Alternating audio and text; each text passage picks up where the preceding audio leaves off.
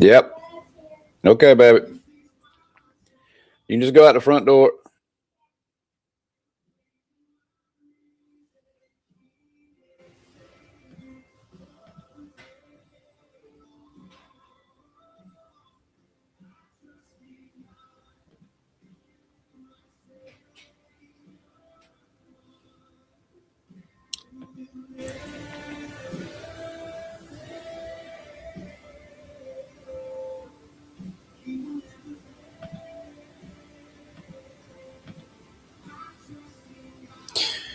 Come on in, guys. Double tap the screen, drop your questions, drop your comments.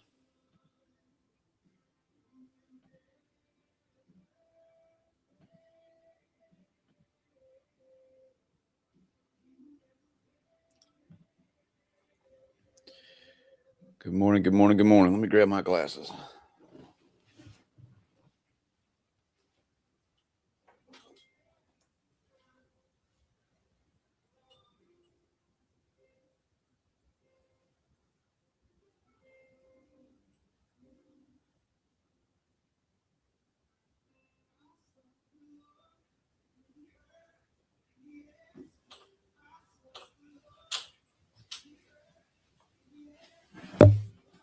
All right, let's go, guys.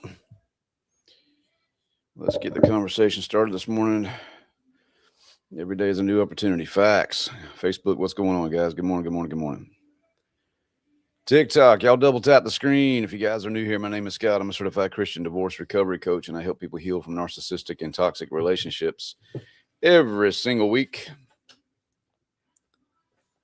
Well, let's talk about what you guys are struggling with this morning.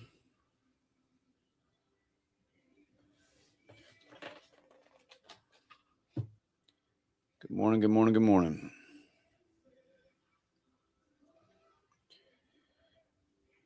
What do you guys have planned for today? Good morning, Miss Tammy. Come on in, guys. We're talking about healing from divorce and breakups. We're talking about healing from narcissistic relationships, breaking trauma bonds. So many of you guys are heartbroken. You're devastated. You don't know what you're going to do with your life. You're not alone. I've been where you are. I understand the pain that you are feeling right now. What are we going to do about it? Are we going to sit around and feel sorry for ourselves, or are we going to take action? Because if you want to take action, we can do that. I can help you detach from your ex in as little as 8 weeks. 8 weeks. And if you need ongoing support and you want to be a part of our family, I also have my inner circle, which is my group coaching every month. Hello, Mitchum. Come on in, guys. Drop your questions. Drop your comments. Narcissist or energy. Yeah, I got you. She cheated. What was her excuse, man? What was her excuse? What's up, Matthew? Facebook, good morning. I see you guys coming in. What's up, Chrissy?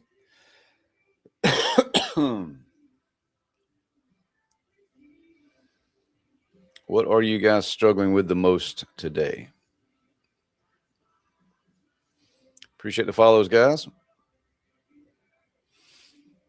Come on in. Double tap, double tap, double tap. 375 of you guys in here. Let's see some comments. Let's see some questions. Let's get pumped up. I know a lot of you guys are just waking up. You're struggling with letting go. What are you letting go of? That's the question. What exactly are you letting go of? I'm good, Matthew. What are you letting go of exactly? A lot of people come in. I'm struggling with letting go. What are you letting go of? Let's get some actualization going on. Let's actually realize what we are missing. Because chances are it's not that person that you're missing. It's the idea of what they were supposed to be. You're also missing having someone in your life because you struggle with being by yourself. Sound familiar? Do do do do. Do do do do do do do do do do. Expectations of things I think I need. Okay, so what are your expectations? A lot of women struggle with this. Some of y'all have very unrealistic expectations. Good morning, Missy. Glad you are here. I hope you guys are having a good morning this morning. Today is a new day, guys. The sun's going to come up. It's going to be a great day. And it's going to be a great day if you make it be a great day. He cheated because he deals with depression. Poor guy. That sucks. I mean, that could be part of it. If he's really struggling with depression, then he's looking for a dopamine hit. And cheating is exciting. Let's be honest. Sometimes it can be very exciting. It's a thrill. It's like doing something that you may get caught. A lot of people do that. How do you fix letting go and the idea of what it was supposed to be? By realizing what it actually was. You detach from this person so that you can detox from them. Okay. Facebook, good morning. I met someone with PTSD. How do you handle someone like that? You don't. You know, that's the thing that bothers me the most is that some of you guys are intentionally putting yourself in terrible situations because you have a need to save somebody.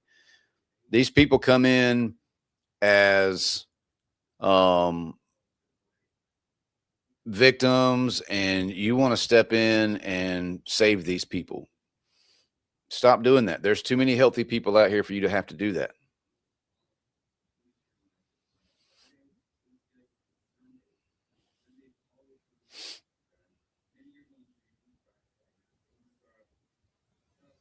Keep dropping your questions and comments, guys. Good morning, Miss Patty. I stay in a long relationship to keep from hurting the other person's feelings, of course.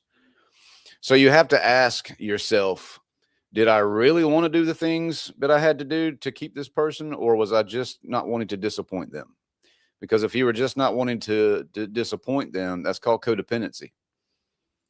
That means you are sacrificing who you are, setting yourself on fire to keep somebody else warm. And they won't even help you collect the wood. No. Alexa, next on. Keep dropping your comments and questions, guys. Good morning, golden moment with Sheila. I'm in a good mood this morning, guys. And in the end, no one does anything for you. Yeah, one of the truest comments that I've ever heard is like, people like us don't have people. We're the people that people have. My husband of 21 years left 9 months ago and has nothing to do with our kids or grandkids. Good. I'm glad. I'm glad. Why would I ever say such a thing? Because he showed you who he truly is. He showed you who he truly is. Good. I'm sorry that your children are going through that, but I'm not sorry that your children are going through that because he's not worthy of them. Now, I know it sucks, but you've got to let go of the idea of what this man was supposed to be.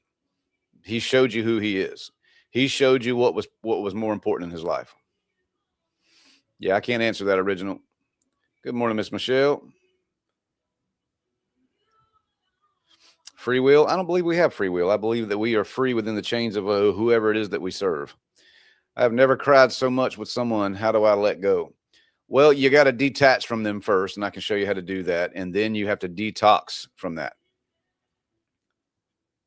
I'm trying to let go. My kids are in pain. That's okay. Get them into therapy, and then you step in and be what you need to be for them, because they still got a mama. Mama ain't left. Mama's still there. How do you co-parent with a narcissist with 3 kids? You don't, Davey. You don't.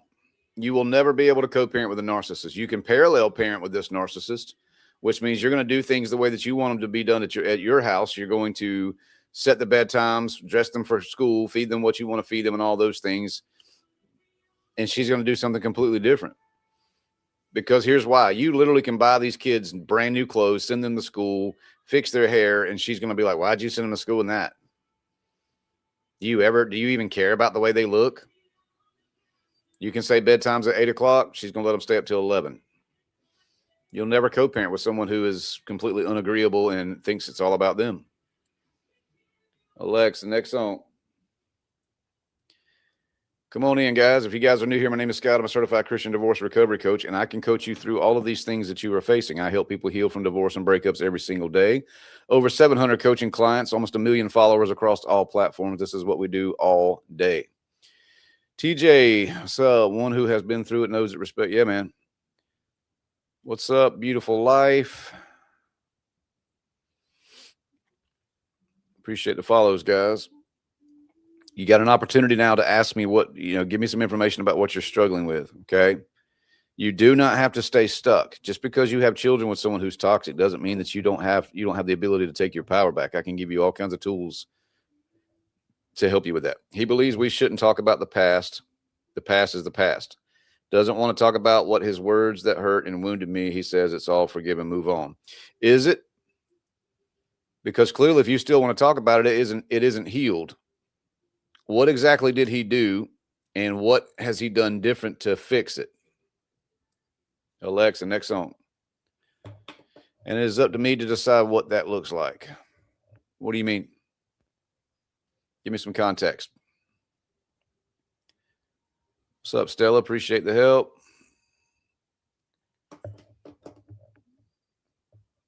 Yeah, it didn't show up, Karen. Just drop it again. So some examples of tools. So yeah, I mean, there are ways of communicating and setting boundaries with these people. There are ways that I can teach you to have conversations with these people so that it actually sucks the power out of their conversation.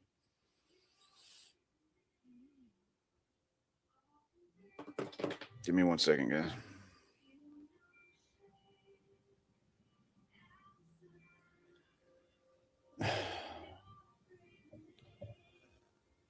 Yeah. I'm live, baby. What's up? Yes. You did hear from me. All right.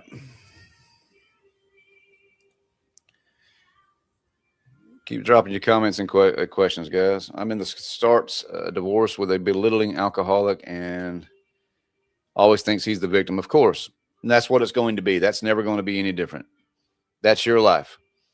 You have to decide if that's what you want to do, if that's what your life really, what you really want your life to be. If not, then you better do something about it, because that's not going to change.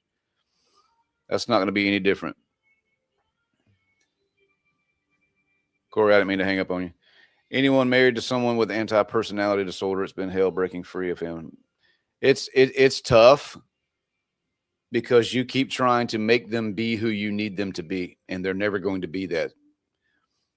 There's a quote that I heard this week. It says, the way that people are when you date them are exactly how they're going to be when you marry them. So if you're not okay with the way things are going in the dating phase, then you're definitely not going to be okay in the marriage phase. Yeah, Stella, you can actually work with me one-on-one for the next 8 weeks, or you can join my group coaching as well. What's up, Brandon? Good morning, man.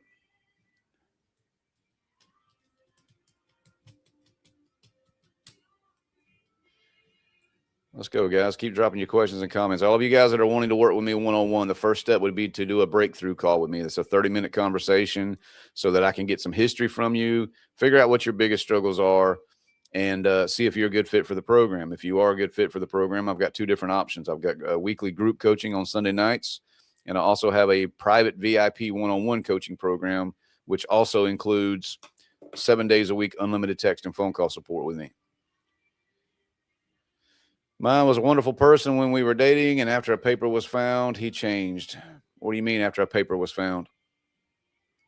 Yeah, David, go ahead, man.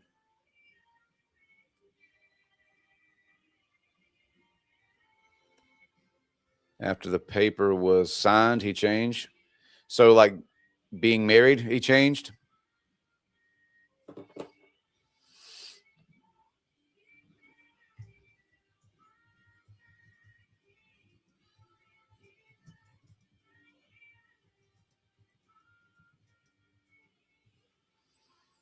Is that what you're telling me? Why do people change from dating to getting married? You mean that she was awesome until you got married? Is that what you're saying?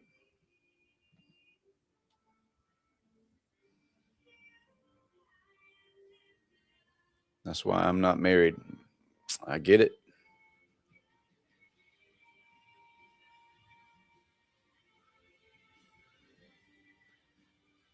Alexa, next song. What's up, Kimber? Appreciate the follow.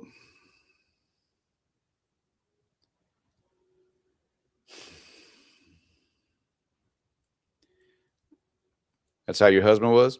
So are y'all telling me that these people were amazing until you got married? Is that what you're saying? Nobody answered me on that one. Come on in, guys. Keep dropping your questions and comments. I'll be with y'all for about 15 more minutes.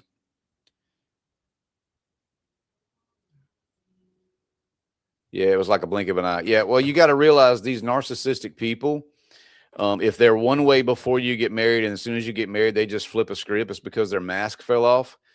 And their whole entire goal in the dating process was security, not the intimacy part. Okay. They were in hunting mode. They were in acquiring mode, if that makes any sense.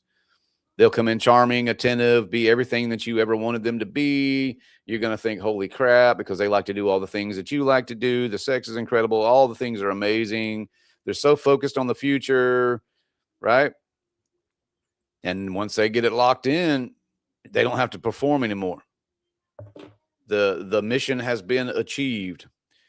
Married a pastor, wedding night, I cried myself to sleep. It was awful from day one. Yep. Here's something that a lot of people don't understand. So many, one of the number one occupations of psychopaths is pastor. It's like top 5 occupations for a psychopath. Okay. The going back to they changed before they got married. And once you got married, everything changed. They were in the love bombing phase, the validation phase, all the dopamine, the emotional high phase. After you get married, it's all about withholding and criticism and distance, because they're trying to condition you to be a good little girl or a good little boy. Splitting from my boyfriend after 11 years, no contact, almost 2 months. Good. What's your struggle? His words belittle, devalue me. I don't feel valued, cherished. He says he sees me different, did want me to share with the counselors what he said and done. Walk away from that. I mean, is that all you're worth?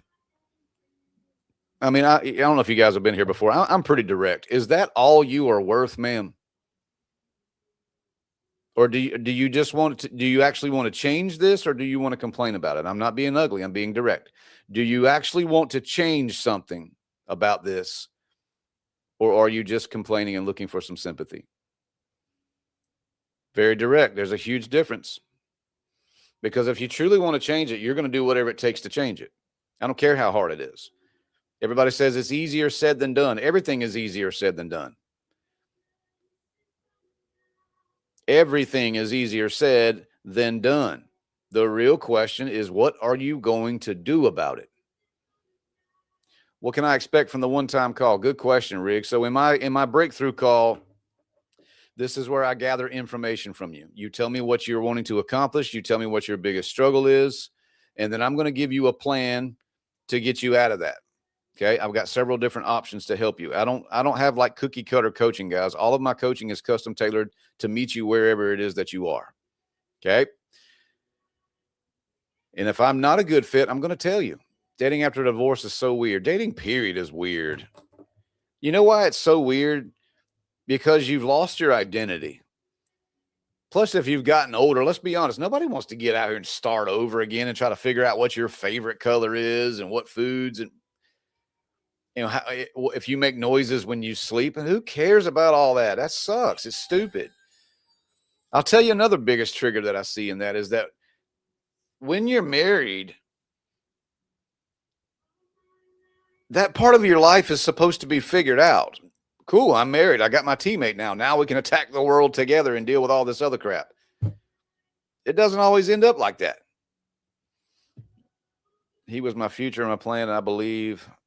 Yes. So you lose your identity because, let's be honest, some of you are wives. Some of you are not. Some of you are husbands. Some of you are not. Okay. Just because you put a ring on it and say some vows doesn't make you a husband or a wife. It's a character. It is a character trait. And nobody comes in fully equipped to do that. You must continue to be educated and get training on all these things, on communication and patience and all these things. But if your identity, if you were a wife and you were good at it and you loved it, and now you can't be that anymore, that's a huge trigger. Okay. It's a huge trigger. A huge trigger. There we go. I struggle to co-parent with my child's mother. It's the worst. Never married. I see it every day, man. This is what happens when you have children with toxic people that you ignored the red flags with. You're like, you know what? I think we'll have a kid. That'll fix it. Maybe we'll get 2 more kids. That'll fix it. Maybe we'll get married. That'll fix it. Maybe we'll buy a house and start a business together. That'll fix it. No, it won't. You can't change people. You cannot fix people. You cannot change them. They have to want to change and fix themselves first. It's not your job to fix people. Okay? Can't co-parent with the entitled. Nope. Nothing will fix a person. The Holy Spirit can. Sometimes it's like pulling teeth. Yep. I understand. They are who they are. Yep. For the most part. But that's what you've got to look at. You got to stop falling in love with people's potential, guys. I see people do that every single day. You got to stop falling in love with people's potential. Just see them as where they are right now. Is it going to be okay? Now, if they're doing work and they're in therapy and they're trying to do things to be better and fix the things that are there, it may be worth the investment because these people are investing into themselves. But if not, if people are content just doing what they've always done and you can just kiss it, good luck to you. He hurts me with his words. I can't seem to talk. I'll approach him later, and he says he will put up walls and not take my criticism, even though I. So, I mean, it's unhealthy, Alyssa. That's all I can tell you this morning. It's unhealthy, and you probably need to get out of that. And then you need to get into some serious therapy. Okay. All right, guys, listen, I got to get to work. I love you guys. If y'all need anything from me, let me know. I'll see you guys another time. Send me a message if you guys want to work with me one-on-one. Only send me a message if you are serious about doing some work. Don't send me a message thinking I'm going to coach you through Messenger. I'm not, okay? This is my profession. This is what I do every single day, and I take it very seriously, okay? If you're serious, send me a message, and we'll see about it. Love you guys.